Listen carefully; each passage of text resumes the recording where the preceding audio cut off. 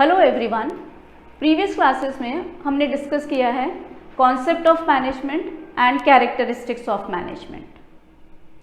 अब हम डिस्कस करेंगे objectives of management. Welcome back to the channel, I am CS Sunita Gupta. तो चलिए शुरू करते हैं objectives of management. Objectives of management 3 categories में डिवाइड किए गए हैं: organisational, social, personal. Organisational objectives को इकोनॉमिक ऑब्जेक्टिव्स भी कहा जाता है और फाइनेंशियल ऑब्जेक्टिव्स भी कहा जाता है। These objectives are set on the basis of the goals of the organization। Organisation के गोल्स के बेसिस पर इनको सेट किया जाता है। And these consider the interest of all stakeholders। सभी स्टेक होल्डर्स के इंटरेस्ट को कंसीडर करता है। स्टेक होल्डर्स मतलब जिनका बिजनेस पर डायरेक्टली और इनडायरेक्टली इम्पैक्ट पड़ता है, उन्हें स्टेक होल्डर्स कहते हैं। And these ensure optimum use of available resources के ऑप्टिमम यूटिलाइजेशन को इंश्योर करता है। चलिए थोड़ा डिटेल में बात करते हैं इन सभी चीज़ों की। फर्स्ट चीज़ है, These are set on the basis of the goals of the organization।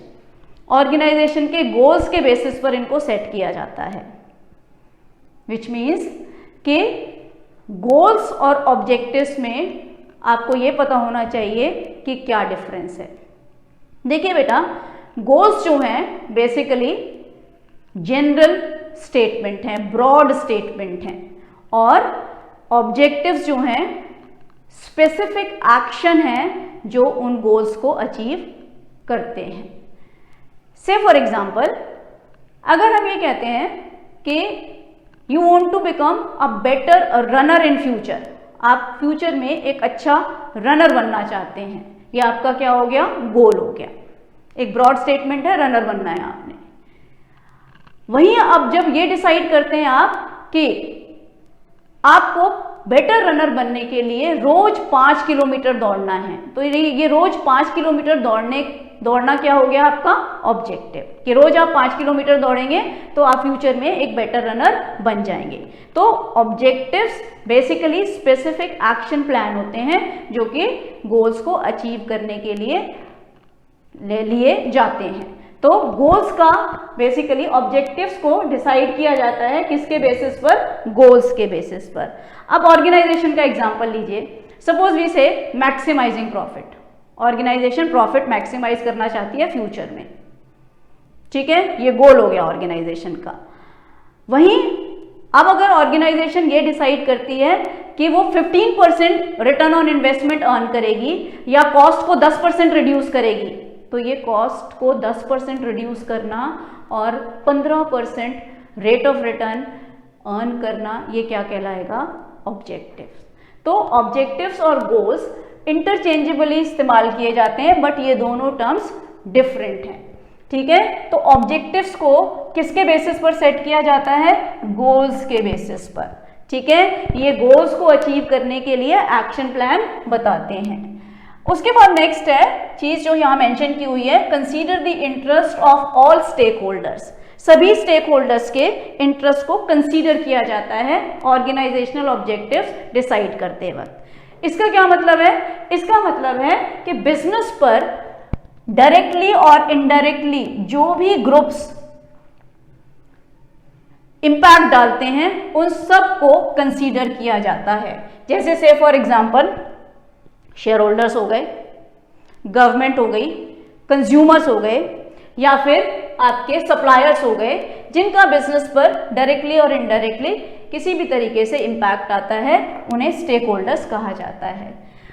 अगली चीज जो यहाँ मेंशन है वो है ensure proper optimum utilisation of available resources, कि रिसोर्सेज का ऑप्टिमम यूटिलाइजेशन इंश्योर करते हैं। मतलब क्या है कि वेस्टेजेस को मिनिमाइज करते हुए या कॉस्ट को रिड्यूस करते हुए आप अवेलेबल रिसोर्सेज से मैक्सिमम आउटपुट डिराइव करने की कोशिश करते हैं। तो ऑर्गेनाइजेशनल ऑब्जेक्टिव्स क्या हुए, ये वो ऑब्जेक्टिव्स हैं जो गोल्स के बेसिस पर सेट किए जाते हैं, सभी स्टेक होल्डर्स के इंटरेस्ट को ध्यान में रखते हैं और रिसोर्सेज के ऑप्टिमम यूटिलाइजेशन को इंश्योर करते हैं।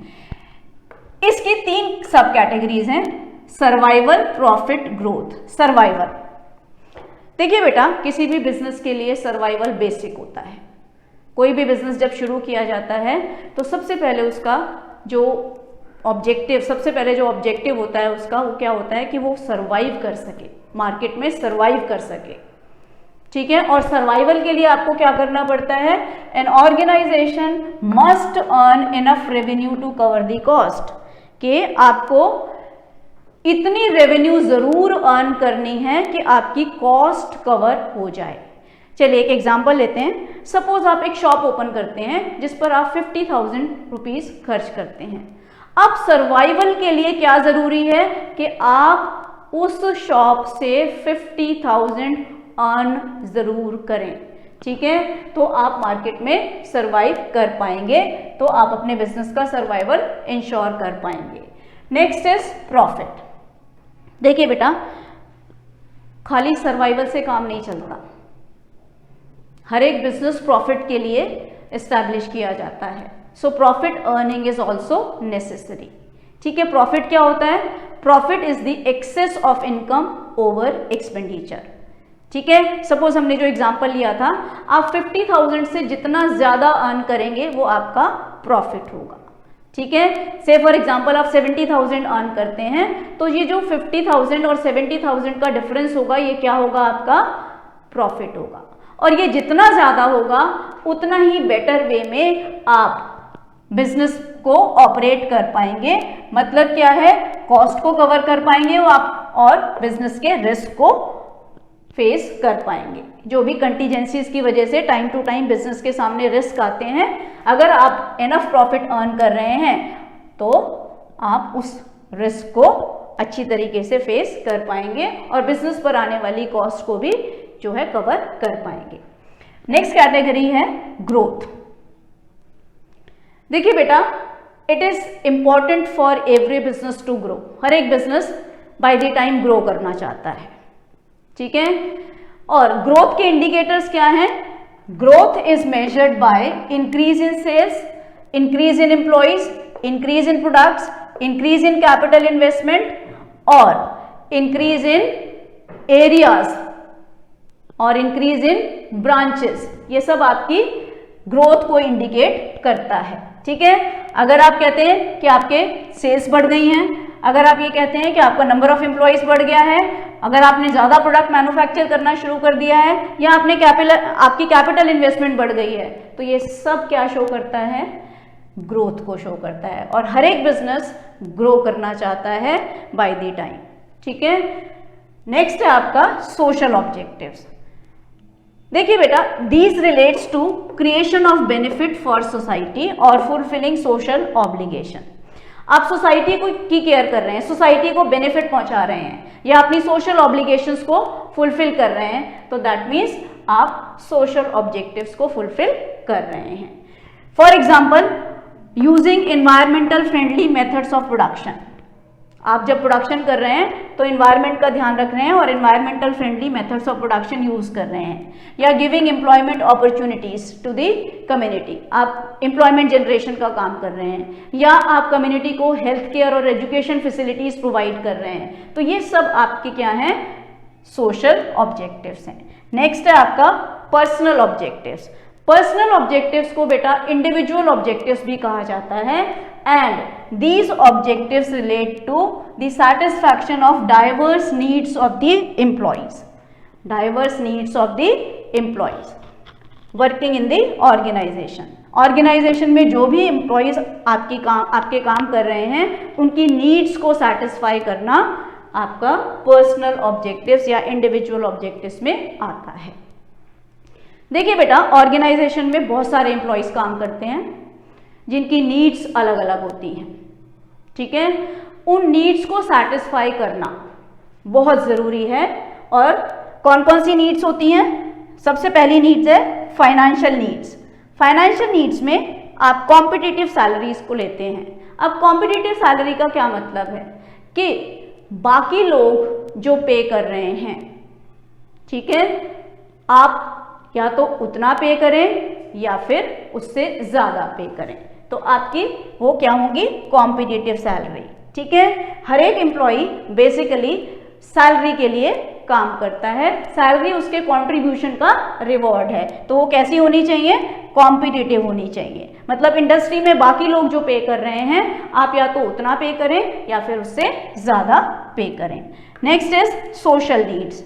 सोशल नीड्स में हम शामिल करते हैं peer recognition and respect. Peer recognition का क्या मतलब है कि आप जिन लोगों के साथ वहाँ काम कर रहे हैं, ऑर्गेनाइजेशन में काम करने वाले जो लोग हैं वो आपको रिकग्नाइज करें, आपके वर्क को रिकग्नाइज करें, आपको रिस्पेक्ट दें, तो ये आपकी सोशल नीड में इंक्लूड किया जाता है। Next is higher level need. Higher level needs में आप पर्सनल ग्रोथ को इंक्लूड करते हैं।